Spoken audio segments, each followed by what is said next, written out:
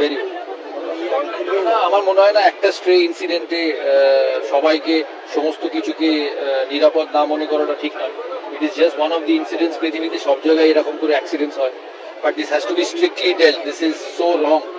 নমস্কার বন্ধুরা, আরজি কর নিয়ে বিভিন্ন রকম জায়গায় বিভিন্ন রকম প্রতিবাদ হচ্ছে, বিভিন্ন রকম বিশিষ্ট লোকজনের কাছ থেকে বিভিন্ন রকম মতামত আসছে। কিন্তু সৌরভ গাঙ্গুলির একটা ইন্টারভিউতে আমরা শুনেছি তিনি প্রথমে বলেছেন যে প্রোটেস্ট করাটা উচিত, তাতে কঠোর শাস্তি হোক সেটা উচিত। কিন্তু লাস্টে মনে হয় উনি ইন্টারভিউ থেকে একটা কথা বলে ফেলেছেন যে এরকম ইনসিডেন্টস, এটা একটা ছোটোখাটো ইনসিডেন্ট, এটা হয়।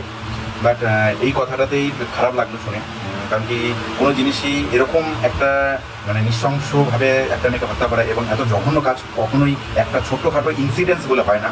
কারণ কি একজন ইয়ং জেনারেশনের একজন ইয়ং ডাক্তারকে আমরা হারিয়েছি এবং সে কতটা কষ্ট করে মানে কষ্ট দিয়ে তাকে মারা হয়েছে সেটা আমরা সবাই বুঝতে পারছি, সবাই জানতে পারছি, সবাই দেখেছি।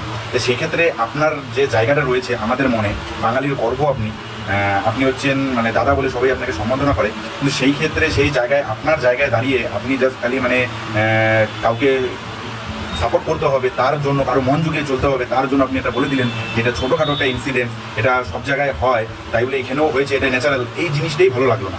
তো জানি না কার কী লাগলো, বাট দাদা রিয়েলি আমার তরফ থেকে এই জিনিসটা আপনার মুখ থেকে শুনতে একদমই ভালো লাগলো।